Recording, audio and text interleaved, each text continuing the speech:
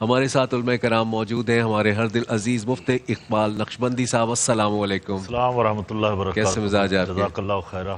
اور ہمارے ساتھ موجود ہیں علامہ جواد نقوی صاحب، آپ کے لیے بھی علامہ جواد آبدی صاحب، بہت پیارے ہمارے ہر دل عزیز آپ بھی ہیں اور بہت ہی اچھے سوالوں کے جواب دیتے ہیں۔ میں اور ہنا انتظار کرتے ہیں اس سیگمنٹ کا کہ ہمارے دلوں میں بہت سارے جو سوال ہیں وہ آپ سے کریں گے۔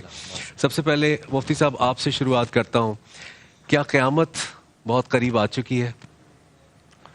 بسم اللہ الرحمن الرحیم۔ مفتی صاحب نے جو سوال کا جواب دینے سے پہلے مسکرایا مسکراہٹ کی ہے، ہے تو میں دم سے میرا دل بند ہو گیا۔ یوم القیامہ ولا اقسم بالنفس اللوامہ ایحسب الانسان ان لن نجمع عظامہ۔ صدق اللہ العظیم۔ بہت خوبصورت پروگرام ہمارے بران رحمت کے الحمدللہ چل رہے ہیں، جو پوری دنیا میں یہ آپ کا پروگرام دیکھا جا رہا ہے اور سراہا جا رہا ہے۔ شکر الحمدللہ۔ تو اللہ تعالیٰ کا احسان عظیم ہے کہ جہاں اور نیکیاں ہو رہی ہیں تو یہ تبلیغ کا ذریعہ جو ہے، اس چینل کے ذریعے سے قرآن و حدیث کی روشنی میں دنیا میں جو میسج صحیح معنی اسلام کا جا رہا ہے، اللہ رب العزت اسے بارگاہ میں قبول فرمائے، آمین۔ اور ہمارے اس پروگرام کو، پوری ٹیم کو اللہ رب العزت برکتیں عطا فرمائے۔ الہی آمین، الہی آمین۔ دیکھیے علی بھائی، قیامت برحق ہے، قیامت کا انکار کفر ہے۔ اہل عرب کے اندر جب اسلام کی شروعات ہو رہی تھی تو کافر مشرکین قیامت کا انکار کرتے، وہ کہتے کہ قیامت کیسے آئے گی، کیسے جو لوگ دنیا سے جا چکے ہیں وہ کیسے زندہ ہوں گے، جو مر گئے ہیں، یعنی ان کا ان چیزوں پر ایمان نہیں تھا۔ تو ان کے رد کے اندر اللہ رب العزت نے قرآن پاک کی ایک پوری سورہ قیامہ نازل فرمائی، 29ویں پارے کے اندر سورہ قیامہ نازل فرمائی، اور قسم کھا کے فرمایا کہ لا اقسم بیوم القیامہ، مجھے قسم ہے قیامت کی کہ قیامت برحق ہے۔ یعنی قیامت یہ ہے کہ سب کچھ فنا ہو جائے گا، فرشتے، انسان، جنات، جو زمین و آسمان پہ ہیں، جانور، ذی روح چیزیں جو ہیں، اللہ رب العزت سب کو فنا کر دے گا۔ یہ قیامت ہے۔ اب جو تعلق ہے آپ کے سوال کا آثار قیامت، وہ یہ ہے کہ نبی کریم علیہ السلام جو مخبر صادق ہیں، حضور کی جو خبریں ہیں، جو احادیث میں آیا ہے کہ قیامت سے پہلے ایک ماضی بعید کی کچھ نشانیاں بتائی گئی ہیں، وہ ہم گزار چکے ہیں۔ اب کچھ ہم یہ حال کے اندر ہیں، ان کو دیکھ رہے ہیں، اور وہ چیزیں، وہ علامتیں، وہ نشانیاں ہماری سمجھ میں آ رہی ہیں۔ مثلاً یہ سمجھایا گیا کہ قیامت سے پہلے جو چند علامتیں حضور نے بتائیں نبی کریم صلی اللہ تعالیٰ علیہ وسلم نے، کیونکہ قیامت کو بھی اللہ رب العزت نے مخفی رکھا ہے، جیسے ہم کل ذکر کر رہے تھے شب قدر کا، کہ شب قدر کو اللہ نے مخفی رکھا، موت کو مخفی رکھا، اس لیے قیامت کو بھی اللہ رب العزت نے مخفی رکھا، اپنی حکمت کے تحت، کہ اپنے پیغمبر کو روک دیا گیا کہ اس کا بتانا نہیں ہے، اس میں ہزارہا حکمتیں ہیں۔ اب اس کی علامتیں یہ ہیں کہ فرمایا قرب قیامت، یعنی قیامت سے پہلے علم کا اٹھ جانا، یعنی ہر بندہ یا ہر وہ آدمی جو دین سے کچھ تھوڑا سا بھی وابستہ ہوگا تو وہ اپنے آپ کو عالم کہے گا، جبکہ وہ عالم نہیں ہوگا، اس کے پاس علم نہیں ہوگا، علم اٹھا لیا جائے گا۔ دوسرا فرمایا کہ مسجدوں کے اندر شور و غوغا ہوگا، یعنی وہاں جہاں سکون کی، اللہ کے ذکر کی جگہ ہے، عبادت کی جگہ ہے، وہاں شور اٹھیں گے۔ پھر فرمایا کہ چراہے بکریاں چرانے والے بڑے بڑے محلوں میں آ جائیں گے اور وہ سردار بنا دیے جائیں گے۔ فرمایا کہ عرب کے اندر باغات ہو جائیں گے، نہریں شروع ہو جائیں گی، جو معدنیات کی چیزیں ہوں گی وہ اوپر آ جائیں گی۔ آج ہم دیکھتے ہیں اہل عرب کے اندر، آپ یہاں دبئی جائیں، قطر جائیں، وہاں پہ لینیں، نہریں تیل کی وہاں پہ بہہ رہی ہیں، تو لہذا یہ باتیں سچ ثابت ہوں گی۔ یہ مرد جو ہے وہ بیوی کی باتوں میں چلے گا، ان کا کہنا مانے گا، ماں باپ سے دور رہے گا۔ آج ہم دیکھتے ہیں ان چیزوں کو تو وہ واقعی صحیح ثابت ہو رہی ہیں، جو اللہ کے رسول صلی اللہ تعالیٰ علیہ وسلم نے ہم تک پہنچائی ہے۔ پھر اسی طرح فرمایا کہ علم اٹھا لیا جائے گا، چرواہے بکریاں چرانے والے اور خائن لوگ وہ سردار بنا دیے جائیں گے، حاکم بن جائیں گے، جو خیانت کریں گے امانت کے اندر، یعنی چور ہوں گے، ڈاکو ہوں گے، وہی ہمارے اوپر مسلط ہوں گے، وہ حکمران ہوں گے، وہ بادشاہ ہوں گے وغیرہ وغیرہ۔ یہ ساری علامتیں، اور قرآن کا علم اٹھا لیا جائے گا۔ قرآن پڑھنے والے بہت ہوں گے مگر قرآن ان کے حلق سے نیچے نہیں اترے گا۔ اور پھر فرمایا جائے گا کہ اخلاقیات کے معاملات میں کافی لوگ بگڑ چکے ہوں گے، شراب عام ہوگا، بدکاریاں عام ہوں گی، زنا عام ہوں گے، اسی طرح لوگ اخلاقیات کو بھول چکے ہوں گے۔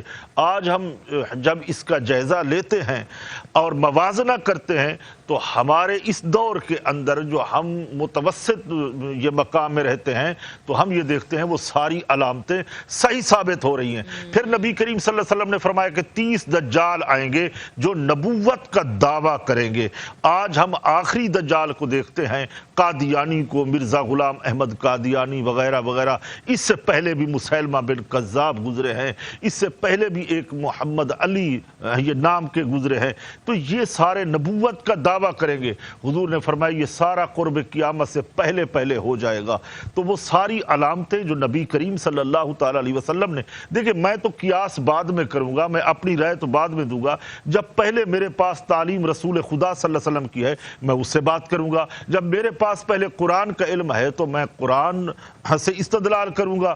تو بعد میں دیکھا جائے گا کہ یہ جو دور جدید کی یہ چیزیں ہیں اس کے اوپر ہم قیاس کریں، اس کا موازنہ کریں، تو میں سمجھتا ہوں کہ قیامت کہیں دور نہیں ہے۔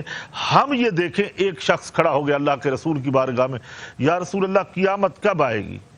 حضور نے فرمایا کیا تم نے قیامت کی تیاری کر لی ہے؟ سبحان اللہ، تو عرض کرنے یا رسول اللہ کی تیاری تو خیر نہیں کی، یہ اعمال ہے۔ فرمایا تیاری کرو نا، قیامت کا سنتے تو ہو، اب یہ تو مانتے ہو کہ قیامت ہے، مگر یہ سوچنا ہوگا کہ ہم نے قیامت کے لیے تیار کیا کیا ہے، اپنے اعمال، اپنا کردار، اپنے اخلاقیات۔ آج جو علی بھائی ہم دیکھتے ہیں کہ ہمارے اخلاقیات کے اندر کافی کمزوریاں ہے، ہمارے قول و فعل کے اندر تضاد ہے، ہمارے ظاہر و باطن میں بہت تاز ہے۔ تو یہ تضاد جو ہم دکھتے ہیں وہ اندر سے نہیں ہوتے، جو ہم باہر سے ہیں وہ اندر ہمارا ویسا نہیں ہے۔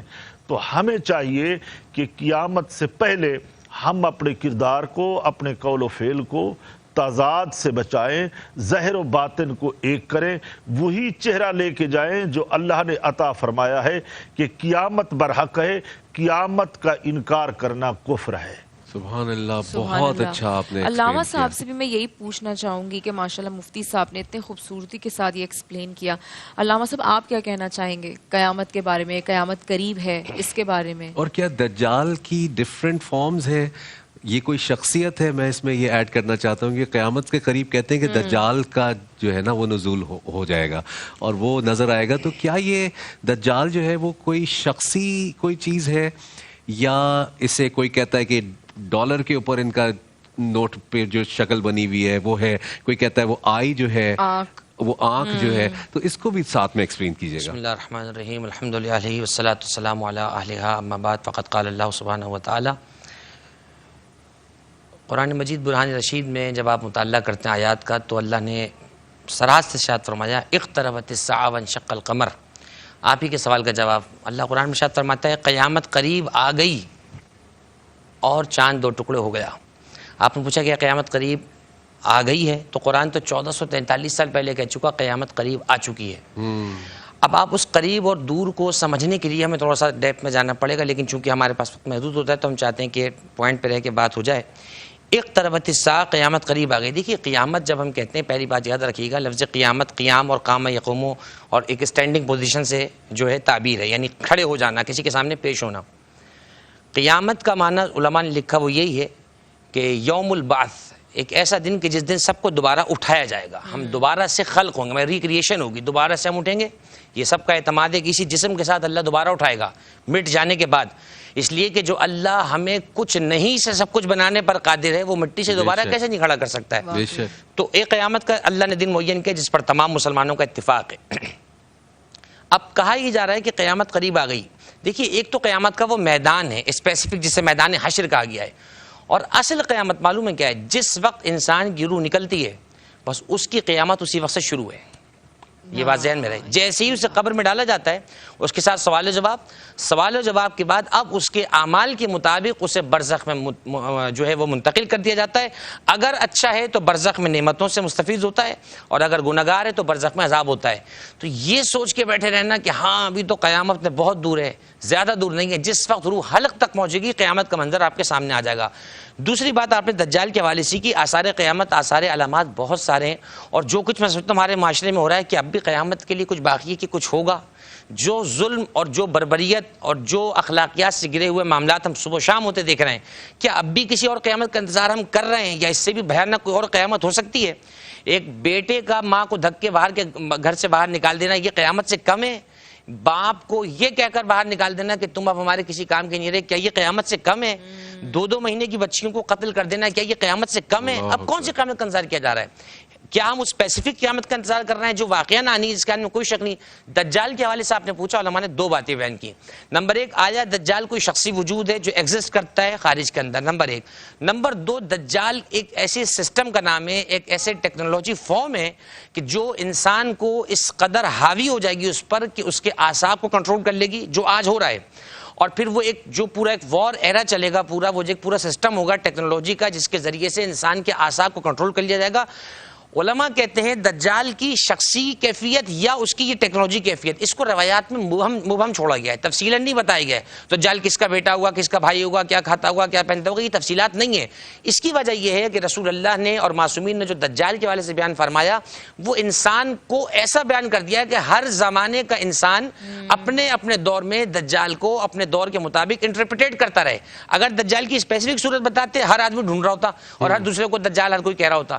ہمیں دجال کیا ہے کیا نہیں ہے یہ ایک الگ بحث ہے, یہ تو ہے, لیکن ہمیں اس سے بچنے کے لیے حق کا راستہ چننا ہے, قرآن مجید کی تعلیمات کو اپنانا ہے, رسول اللہ کی اطاعت, ائمہ اہل بیت کی اطاعت, اور اچھے کاموں سے قربت اور برائیوں سے دوری. یہ اگر ہم نے کر لیا تو ہمیں دجال تک پہنچنے کی نوبت ہی نہیں آئے گی. تو میں یہ سمجھتا ہوں آثار قیامت ہمارے سامنے بہت واضح ہیں. سورہ قیامت 75واں سورہ جس کا حوالہ مفتی صاحب نے دیا, اس کو پڑھیں, اس کی تلاوت کریں, اور دیگر آیات قرآن میں 70 کے قریب قیامت کے ڈیفرنٹ نام ہیں جو اللہ نے قرآن میں ذکر کیے ہیں. یوم الفرقان, فرق کر دینے والا دن. یوم الفصل, مجرموں اور اچھے لوگوں میں فصل کرنے والا دن. اسی طریقے سے یوم التہا, یوم القارعہ, سورۃ الواقعہ کے اندر واقعہ کہا گیا ہے, ساحہ کہا گیا ہے, اور جو پتہ نہیں کتنی کھڑکھڑانے والی چیز, چیخنے والی چیز, یہ قیامت کے مختلف نام ہیں. تو میں یہ سمجھتا ہوں قرآن مجید برہان رشید کا مطالعہ ہو, روایات کا مطالعہ ہو, تاکہ قیامت کے آثار سے پہلے ہم قیامت کے ہال سے محفوظ ہو جائیں. علی بھائی, یہ جو سوال علامہ صاحب نے بھی جواب دیا ہے, اگر مجھے آپ 1 منٹ کے لیے اجازت دیں, یہ جو دجال کے بارے میں پوچھا جا رہا ہے, واقعی یہ ایک شخص ہے اور شخصیت ہے, اس کا وجود ہے کہ حدیث میں ملتا ہے کہ حضرت عیسیٰ علیہ السلام اس کو قتل کریں گے اور حضرت امام مہدی علیہ السلام ان کے ساتھ ہوں گے. تو اس سے ثابت یہ ہوتا ہے کہ دجال کا وجود حق ہے, اس کا ہم جو مانتے ہیں, جو حدیثوں کے اندر آتا ہے, وہ قتل بھی ہوگا تو قتل وہی ہوتا ہے جس کا وجود ہو. تو لہٰذا حضرت عیسیٰ علیہ السلام کا یہ اپنا معجزہ ہوگا, وہ ملک شام میں دمشق کی جامع مسجد میں آئیں گے, اس کو قتل کریں گے. آج ہمارا جو ٹاپک ہے وہ ہے قیامت کے آثار, قیامت کی نشانیاں. تو ہم اپنے علماء کرام سے معلوم کرنا چاہ رہے ہیں, اور یہ گفتگو جو ہے ہماری جاری ہے. ابھی بریک سے پہلے تھوڑا سا شارٹ جواب تھا جو مفتی صاحب نے دیا, میں معلوم کرنا چاہوں گا تھوڑا سا تفصیلاً مفتی صاحب, کہ جب دجال کے ساتھ وہ مقابلہ بھی ہے جو کہ امام مہدی علیہ السلام جو ہے وہ اس کا قلع کما بھی ہونا ہے, ہر چیز کا ایک زوال تو ہے ہی نا. تو ابھی آپ اس کو سسٹم کہہ لیں یا شخص کہہ لیں, کیونکہ یہ بھی روایتوں میں آتا ہے کہ اس کو دیکھا بھی گیا ہوا ہے, اس کے ماتھے پہ ایک آنکھ ہے, اور بہت ہی ایک ایسا وجود ہے کہ جس کو خطرناک بھی کہا جا سکتا ہے, جو میں نے جہاں کہیں پہ بھی پڑھا ہے.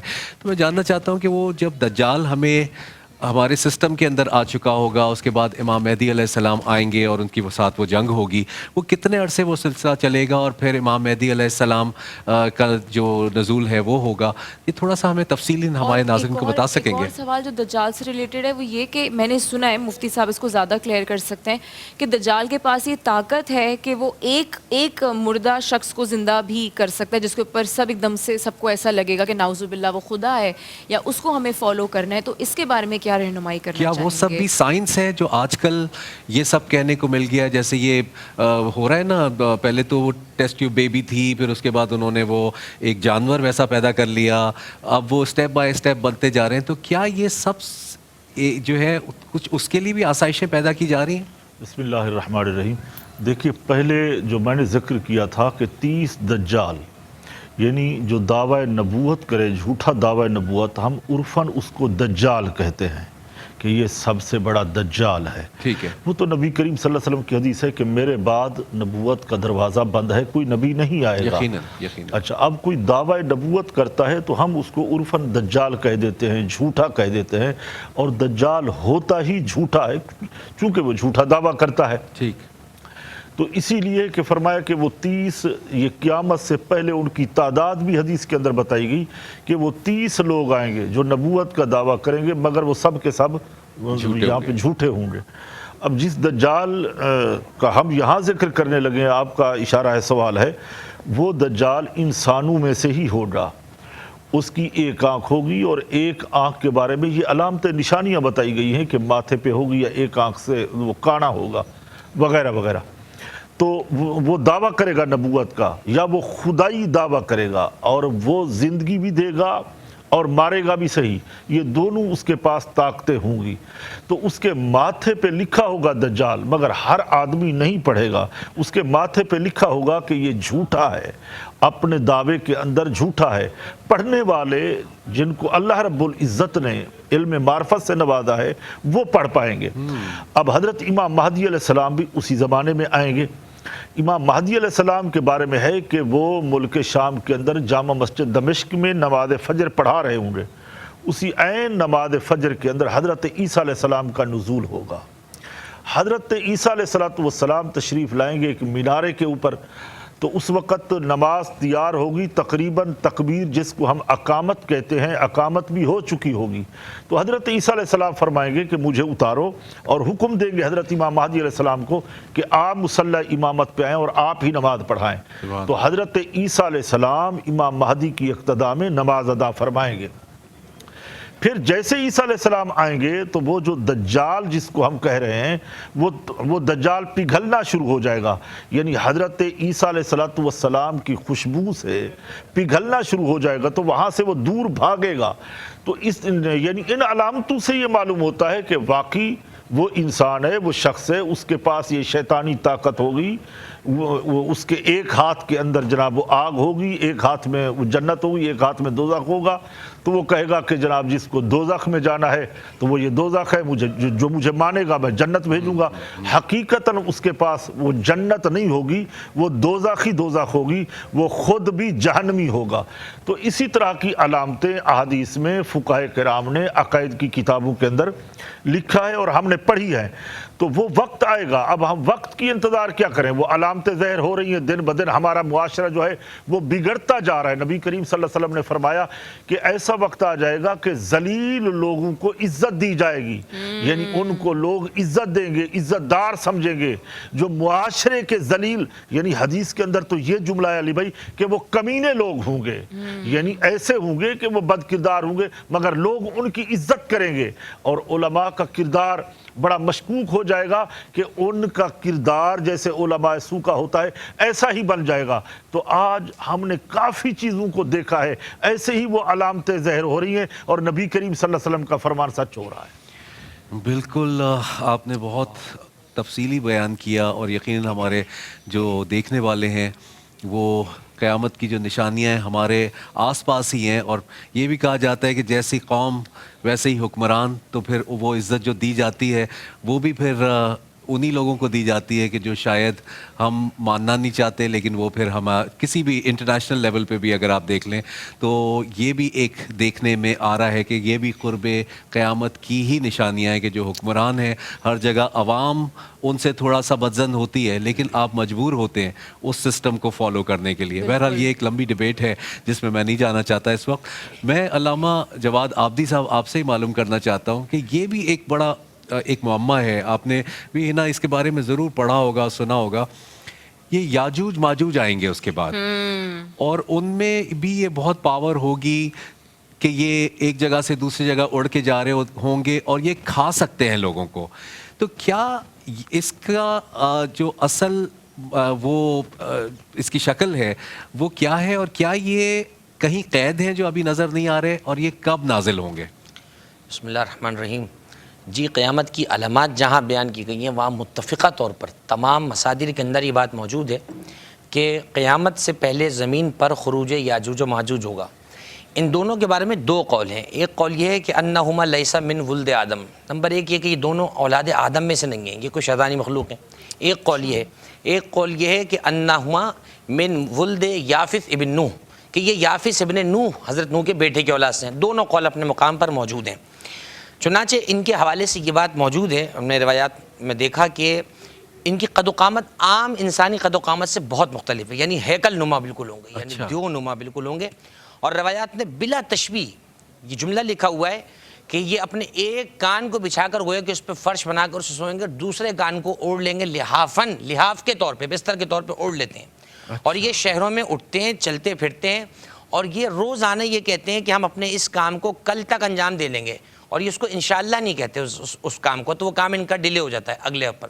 لیکن جب قیامت سے پہلے ان کا خروج ہونے لگے گا اور جب یہ تیاری ہو جائے گی اللہ کی طرف سے، یہ عذاب ہوگا آپ کی، ہو کے رہنی علامت، تو یہ دونوں جب نکلیں گے باقاعدہ یہ قید ہیں، یہ دونوں اپنے شہروں میں ایک دیوار کے پیچھے قید ہیں۔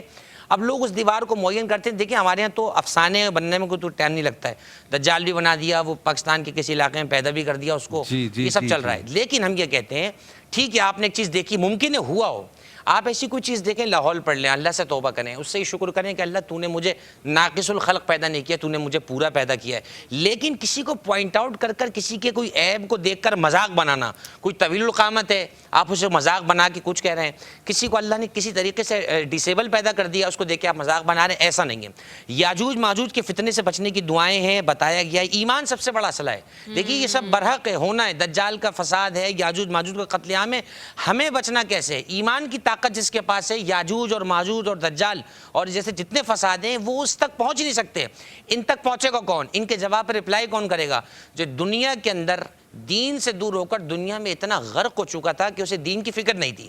دیکھیے رہنا اسی دنیا کے اندر ہے، میں بھی اس دنیا میں رہ رہا ہوں، آپ بھی اسی دنیا میں، بس ہمیں اپنے دین کو اس طرح سے فالو کرنا ہے کہ چیزیں ہمارے سامنے ہوں تو ہم اس سے بچ جائیں۔ یاجوج ماجوج کے حوالے سے یہ ہے کہ یہ اتنا قتل عام کریں گے قرب قیامت میں کہ ایک تہائی انسانیت کو یہ قتل کر دیں گے، اور یہ انسانوں کو کھائیں گے، یہ بھی بیان کیا گیا۔ اس سے پتہ چلتا ہے کہ قیامت اتنی لوی ہے کہ اس کو زخمی کر دیں گے، ان کو گویا کہ بھنبوڑ دیں گے، ان کو زخمی کریں گے، ہاتھ پیر توڑیں گے اور زمین میں فساد پیدا کریں گے۔ روایات میں یہ کہ فساد فی الارض ہوگا، شہروں کو برباد کریں گے، شہروں کو تباہ کریں گے، اور اس صورت میں روایات میں ہے کہ امان جس کو ہوگی نا، امان اسی شخص کو ہوگی جس کے پاس ایمان کی دولت موجود ہے۔ اور ایک روایت میں نے معلوم کی، پڑھا پانی سارا پی جائیں گے، یہ بھی کہیں جی یہ بھی ہے کہ یہ پانی کو پی جائیں گے، قحط والی کیفیت ہوگی۔ اور علامات میں یہ لکھا ہے کہ یہ کہاں نہیں پہنچ سکیں گے؟ مدینہ منورہ کی حدوں میں یہ داخل نہیں ہو سکتے۔ مدینہ منورہ میں، حرم شریف میں داخل نہیں ہو سکتے۔ دجال کے لیے بھی یہ وہاں نہیں پہنچ سکتے، یہ امان کی جگہ ہوں گی۔ اس کا مطلب یہ ہوا کہ آج اگر کوئی شخص ان مقامات پر ہوگا تو امان میں ہوگا، اور اگر کوئی پاکستان میں رہ رہا ہے لیکن اگر اللہ اور اس کے رسول کی محبت اور ایمان اور اعتقاد اور اطاعت دل میں ہے اور تعلیمات اہل بیت پہ پابندی ہے، تو پھر وہ پاکستان میں بھی رہ کے محفوظ رہ سکتا ہے۔ اور مجھے جملہ کہنے دیں کہ اگر کسی نے ان کی اطاعت کی اور اللہ کی نافرمانی کی تو وہ اگر مکہ مدینے میں بھی ہے تو وہاں سے نکل کے ان کے فتنے کی طرف چلا جائے گا، بچنے کا نہیں ہے۔ کوشش یہ کرنی ہے کہ ہم جہاں بھی ہوں ان فتنے فساد سے بچنے کے لیے دینی تعلیمات اور قرآن کی پیغامات پہ آگ، ہوا، مٹی یا پانی، کیا ہے تو؟ ڈھونڈ رہے سب تیری نشانی، کیا ہے تو؟ ہر پل ایک نیا جلوہ ہے آنکھوں میں، ہر پل ایک نیا جلوہ ہے آنکھوں میں، ہر پل آنکھوں میں حیرانی، کیا ہے تو؟ اور نہیں کچھ تو ہی تو ہے، تو ہی تو، اور نہیں کچھ تو ہی تو ہے، تو ہی تو، آبادی ہے یا ویرانی، کیا ہے تو؟ ہم سب جو تیرے قصوں میں زندہ ہیں، ہم سب جو تیرے قصوں میں زندہ ہیں، سوچ رہے ہیں تیری کہانی، کیا ہے تو؟ تجھ کو جانے اور نہ کچھ بھی بول سکے، تجھ کو جانے اور نہ کچھ بھی بول سکیں، یہ مشکل ہے یا آسانی، کیا ہے تو؟ आग हवा मिट्टी या पानी क्या है तू, ढूंढ रहे सब तेरी निशानी क्या है तू। सुभान अल्लाह। आपको एक बार फिर वेलकम करते हैं, खुशामदीद कहते हैं बारान रहमत में, और हम जानना चाह रहे हैं क़यामत की निशानी क्या है, क्या वो हमारे से बहुत करीब आ गई है। मैं और हिना अल्ताफ़ बहुत क्यूरियस हैं, बहुत सारे सवालात ऐसे हैं जो हम बिल्कुल ऐसा ही है। ऑन एयर भी कर रहे हैं, ऑफ एयर भी कर रहे हैं अपने उलमा कराम से।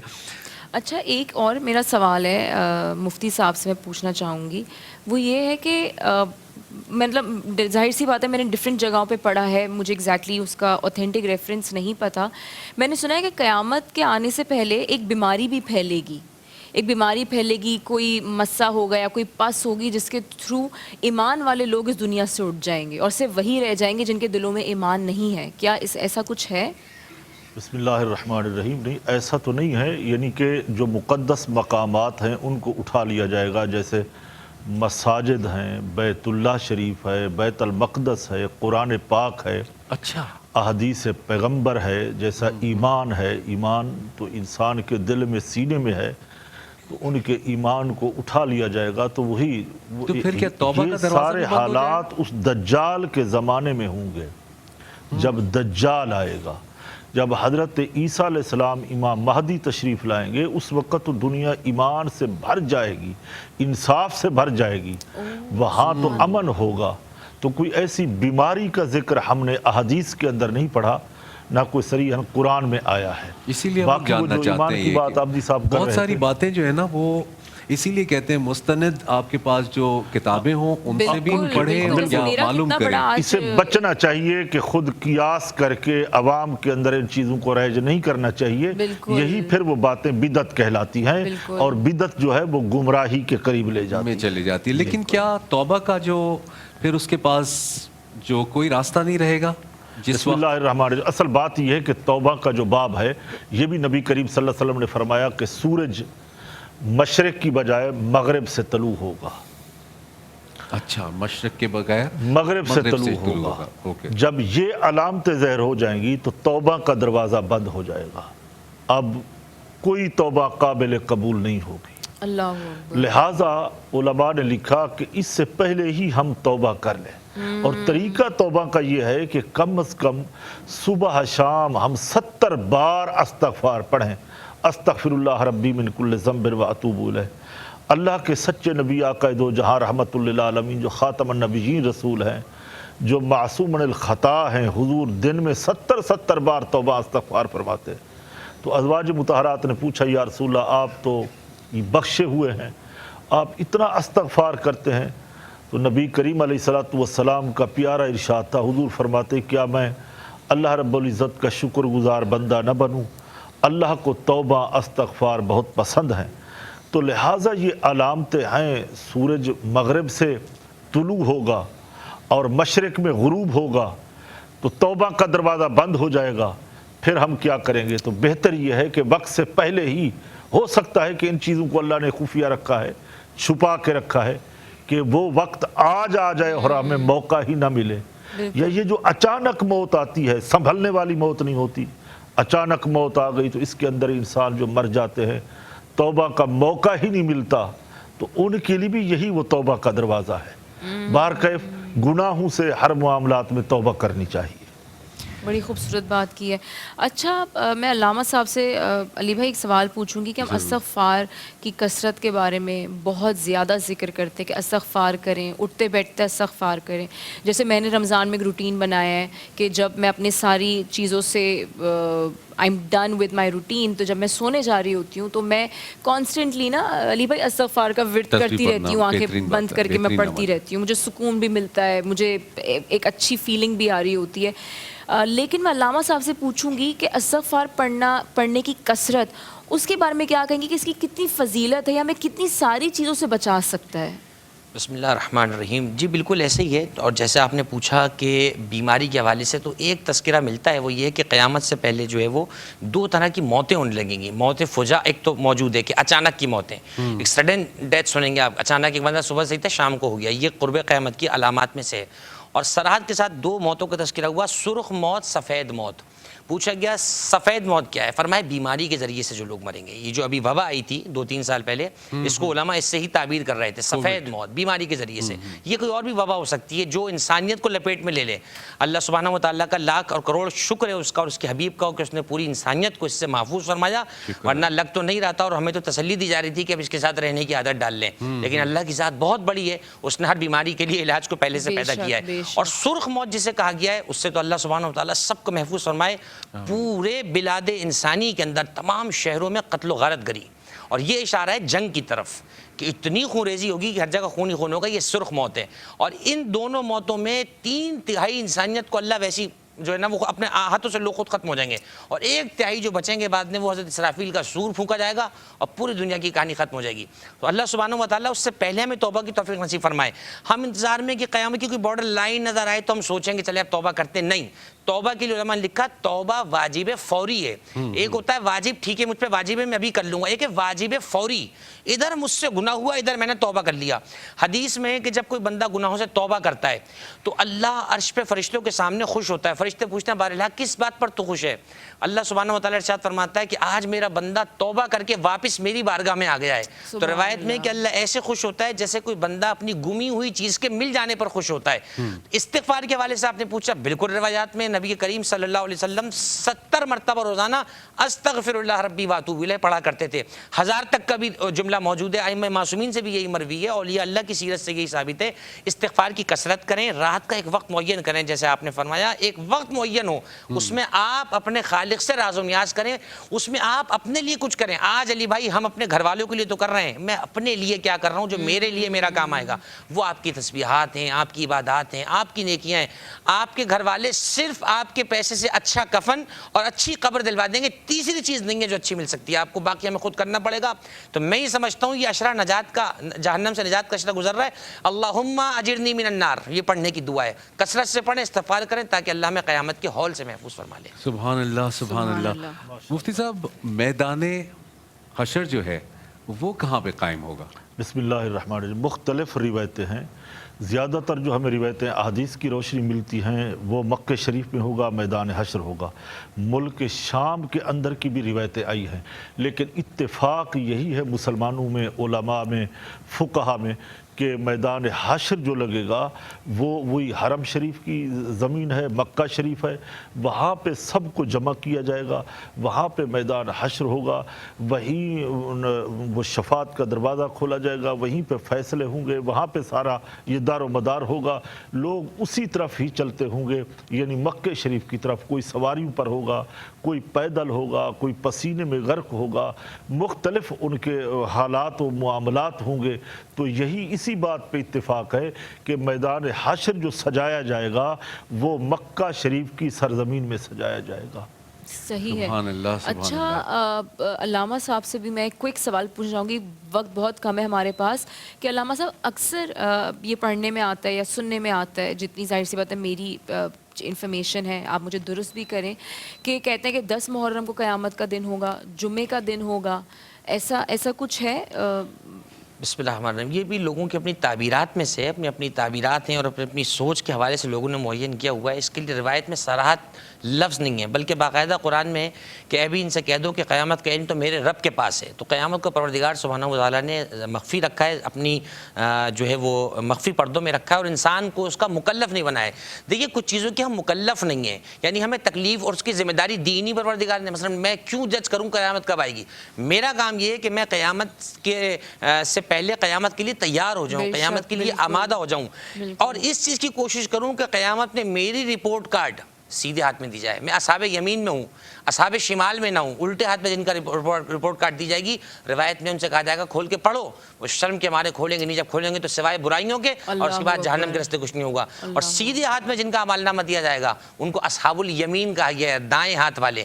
تو ہم سب کو یہی دعا کرنی چاہیے کہ اللہ ہمیں اپنے رسول کے صدقے سے، اہل بیت اعظام کے صدقے سے، اولیاء خدا کے صدقے سے ہمارے اعمال درست کر دے. ایک جملہ کہہ کے بات تمام کرتا ہوں. بسم اللہ الرحمن الرحیم کتنا سا جملہ ہے، ایک سیکنڈ بھی نہیں لگا زبان سے کہنے میں، ہم نوالا اٹھانے سے پہلے بھول جاتے ہیں۔ روایت میں جو بسم اللہ کی عادت بنا لے گا تو اس کی روح کی جب عادت پڑ چکی ہوگی نا، قیامت میں جب کہا جائے گا اعمال نامہ کھول کے پڑھو، تو جیسے ہی وہ کھول کے بسم اللہ پڑھے گا تو ساری برائیاں ایک دم نیکیوں میں بدل جائیں گی، اور اللہ فرشتوں سے کہے گا اس کو جنت میں لے جاؤ، میں نے اس کی ساری برائیوں کو معاف کر دیا ہے۔ اللہ اکبر۔ میدان حشر کے حوالے سے ایک جملہ بیان کر دوں، ایک قول ہمارے یہاں یہ بھی ہے کہ مسجد کوفہ کا جو صحن ہے اس پہ میدان حشر قائم ہوگا۔ بہرحال یہ اپنے اپنے مقام پر روایات ہیں، لیکن ہمیں میدان حشر کے لیے تیاری کرنی ہے۔ وہ دن یوم یفر المرء من اخیہ وصاحبتہ وبنیہ وامہ واخیہ، وہ دن جب ہر شخص اپنی بیوی سے، اپنے بھائی سے، اپنی اولاد سے، اپنی ماں سے بھاگ رہا ہوگا۔ دودھ پیتا ہوا بچہ، اس کو ماں کو اس کی فکر نہیں ہوگی، اس کو فکر یہ ہوگی کہ میں بخشا جاؤں۔ یہ مثال یوں دی، آج بچے کو جو مدر فیڈ پہ بچہ ہوتا ہے وہ سب سے زیادہ ماں کے قریب ہوتا ہے، ماں کی فرسٹ پرائرٹی وہی ہوتی ہے۔ قیامت میں ماں اس بچے کو بھی بھلا دے گی، اتنی ہول کا منظر ہوگا۔ ماں کو یہ پڑی ہوگی میں بچ جاؤں، آدمی کو یہ بچی پڑی ہوگی میں بچ جاؤں۔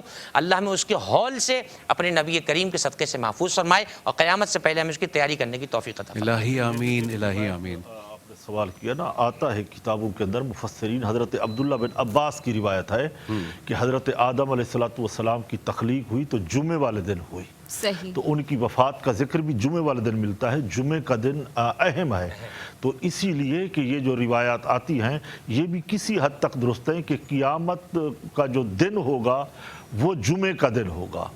اب یہ نہیں بتایا وہ کون سا سن ہوگا، کون سی ہجری ہوگی، کیا ہوگا، اس چیز کو خفیہ رکھا ہے۔ بہرحال یہ روایتیں ہیں، اپنی جگہ پہ درست ہیں، اور ہمیں یہ چاہیے کہ ہم قیامت کی تیاری کریں۔ اچھا مفتی صاحب، جس وقت قیامت اب واقع ہو گئی تو سب سے پہلے کیا ہے، سور پھونکا جائے گا؟ بالکل، اس کی تفصیل بتائیے۔ بالکل، سور پھونکا جائے گا۔ وہ سور حضرت اسرافیل علیہ السلام ایک مقرب فرشتے ہیں رب تعالیٰ کے، وہ سور پھونکے گے تو آہستہ آہستہ اس کی آواز بڑھتی جائے گی، یعنی یہاں تک آتا ہے کہ جو عورتیں، جو مرد کوئی کھانا کھا رہا ہوگا تو ان کا کھانا بھی اسی ٹائم گر جائے گا، ختم ہو جائے گا، وہ وہیں سے وہ فنا ہو جائیں گے۔ اور یہاں تک کہ جو یہ ملک الموت حضرت اسرائیل علیہ السلام ہیں، فرشتوں کے اوپر، ان کے اوپر بھی، سب کے اوپر موت طاری کر دی جائے گی، سب کے سب وہ فنا ہو جائیں گے۔